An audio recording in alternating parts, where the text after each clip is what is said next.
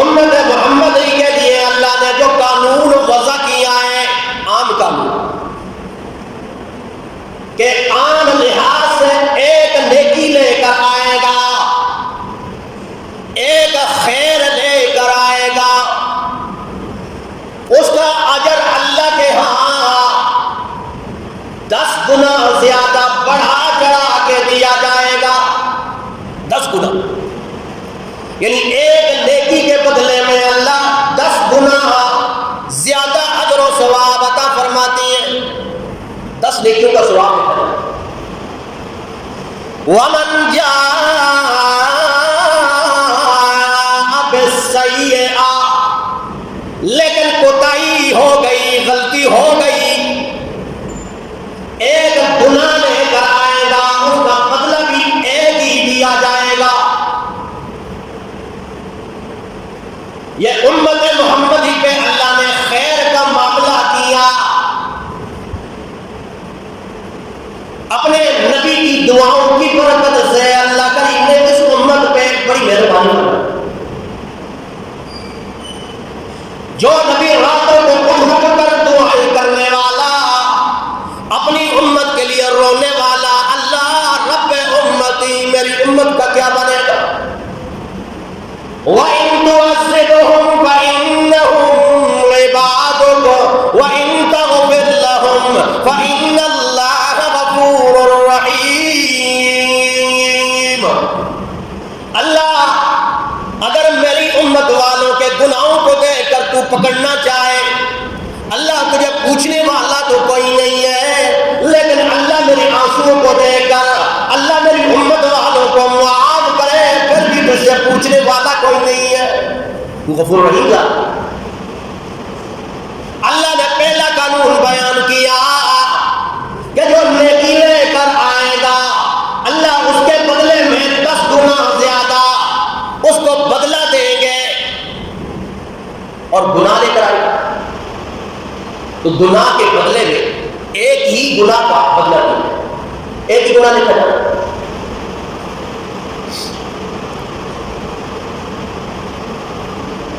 اور نبی مہربان صلی اللہ تعالی علیہ وسلم نے فرمایا، صحیح البخاری حدیث نمبر 6491، نبی مہربان صلی اللہ علیہ وسلم نے فرمایا، فَمَنْ هَمَّ بِحَسَنَةٍ فَلَمْ يَعْمَلْهَا، جو شخص نیکی کرتا ہے اور ابھی نیکی کا ارادہ کیا ہے، نیکی نہیں کی، نیکی کا ارادہ ضرور رکھتا ہے لیکن نیکی نہیں کی، كَتَبَهَا اللَّهُ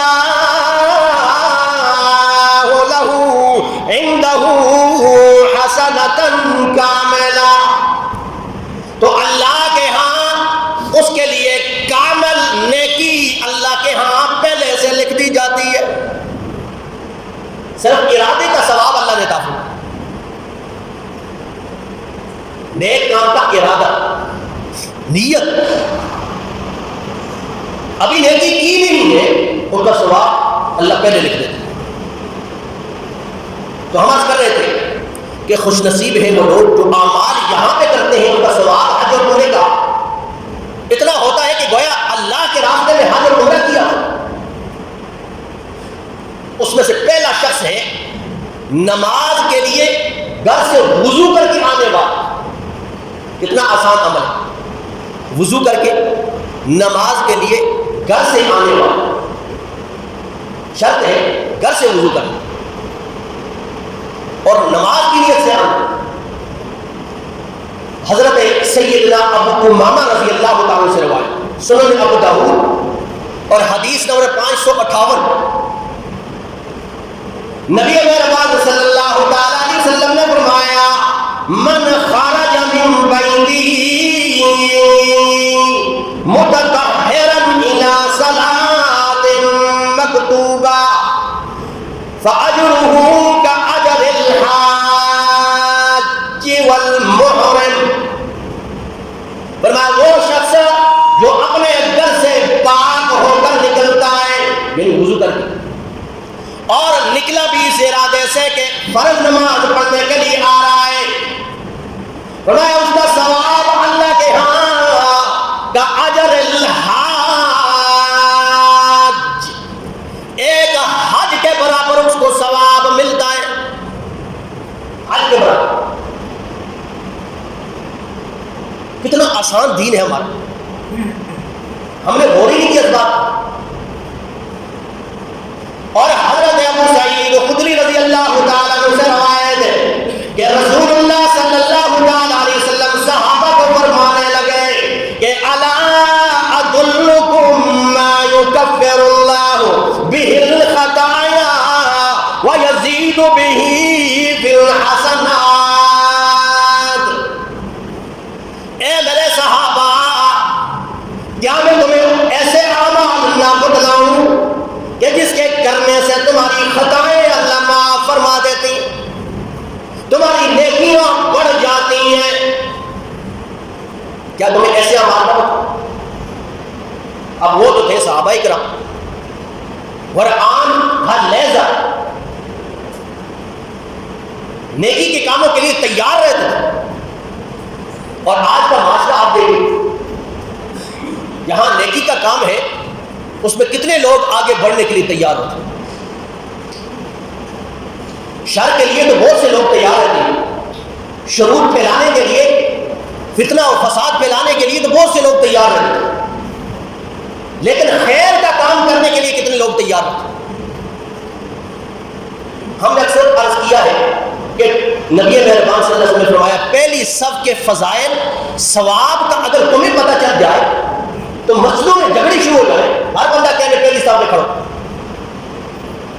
اور پھر امام کے دائیں طرف کھڑے ہونے کے جتنے فضائل ہیں، پھر امام کے بالکل پیچھے کھڑے ہونے کے جتنا اجر و ثواب ہے، اس کا پتہ چل جائے تو ہر بندہ کوشش کرے گا کہ آگے بڑھو۔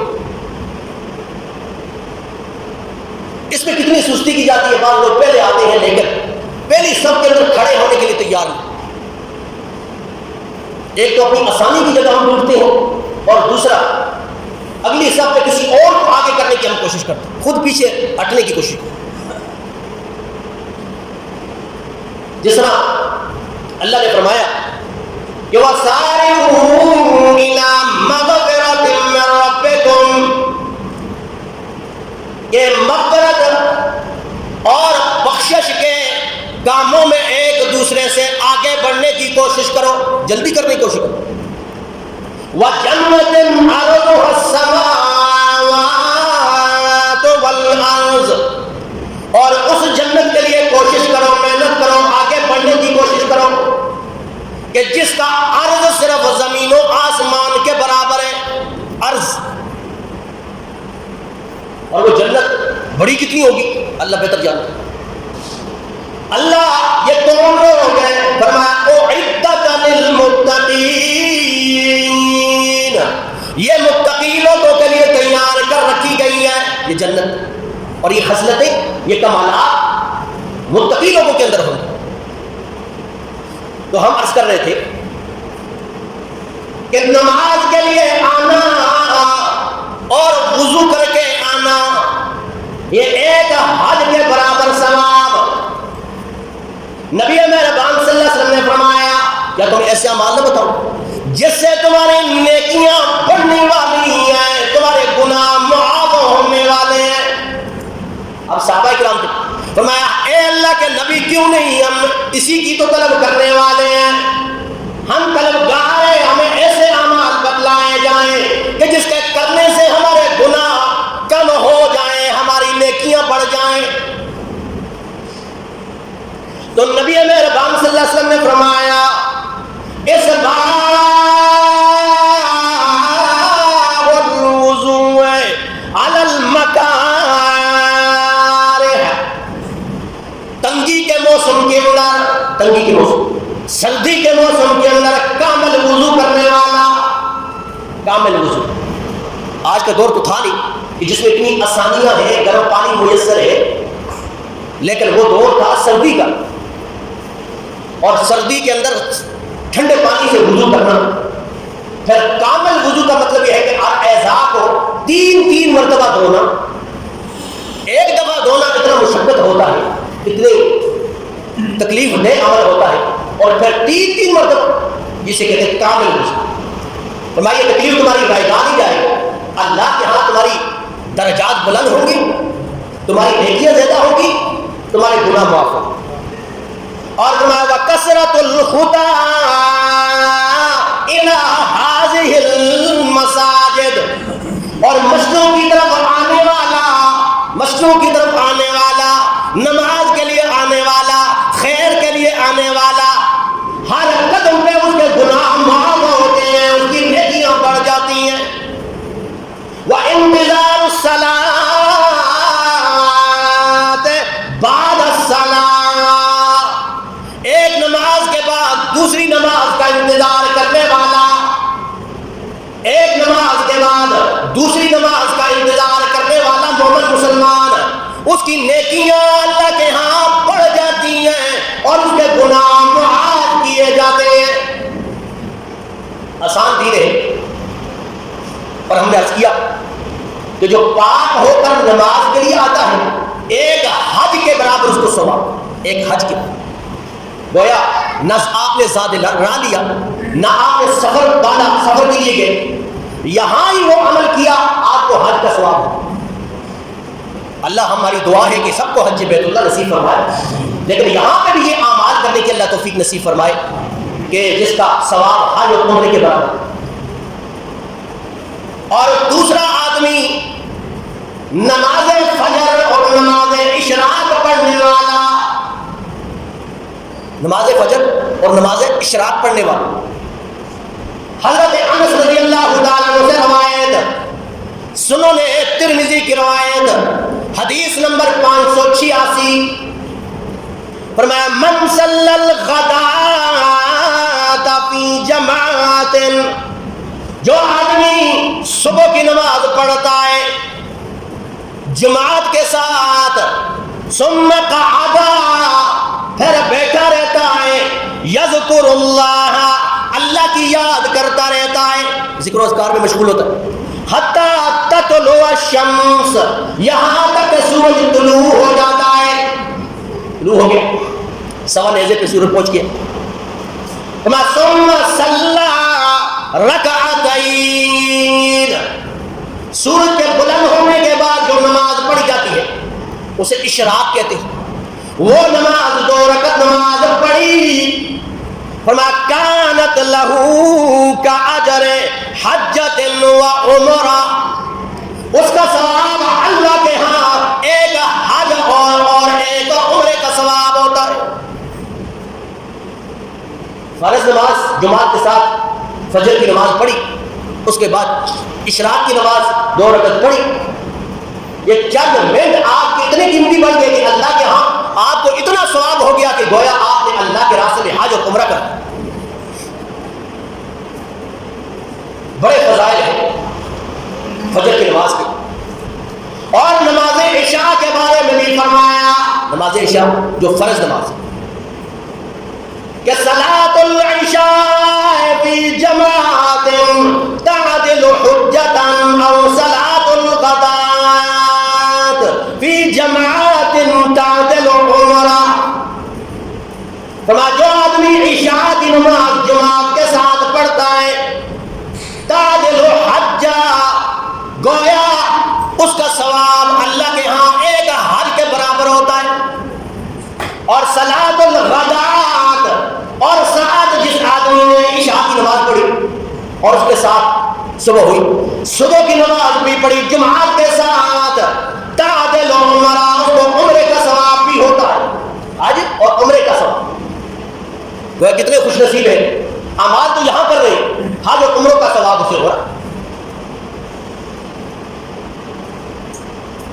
اور امام حسن رضی اللہ تعالیٰ عنہ کے لطائف المعارف میں ان کا قول منقول ہے.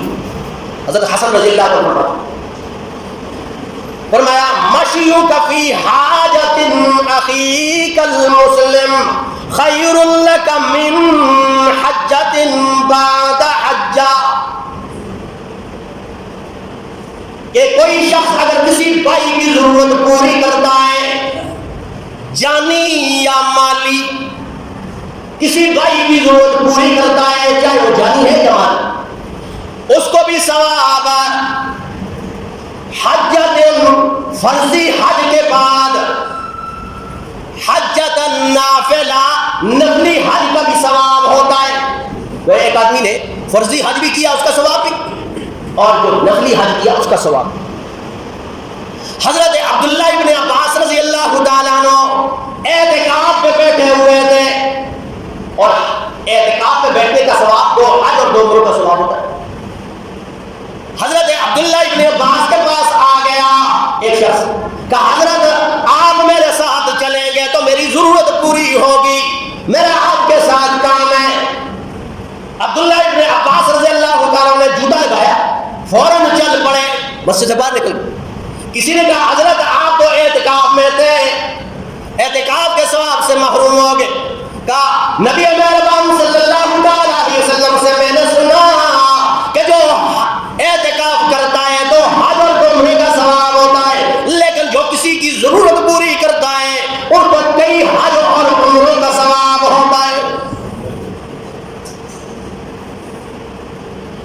اور مستند حدیث فرمایا من نفس عن مؤمن قربۃ، جو کسی مسلمان مومن کی پریشانی تکلیف دور کرتا ہے، من قرب الدنیا، دنیا کی تکالیف میں سے اس کی تکلیف دور کر، کوئی پریشان تھا، کوئی مصیبت زدہ تھا، تو نبی مہربان صلی اللہ علیہ وسلم نے فرمایا نفذ اللہ لہ عنہ قربۃ من قرب یوم القیامہ، اللہ اس کی قیامت کی پریشانی تکلیف کو دور فرما دے گا۔ اس لیے ایسے اعمال اللہ ہمیں کرنے کی توفیق نصیب فرمائے جس سے حج اور عمروں کا ثواب ہوتا ہے، اور خیر والے اعمال ہمیں کرنے کی توفیق نصیب فرمائے، خیر والے کاموں کی طرف بڑھنے کی توفیق نصیب فرمائے، شرور اور فتنہ سے بچنے کی ہمیں توفیق نصیب فرمائے۔ وآخر دعوانا ان الحمد للہ رب العالمین۔ سنت دعوت۔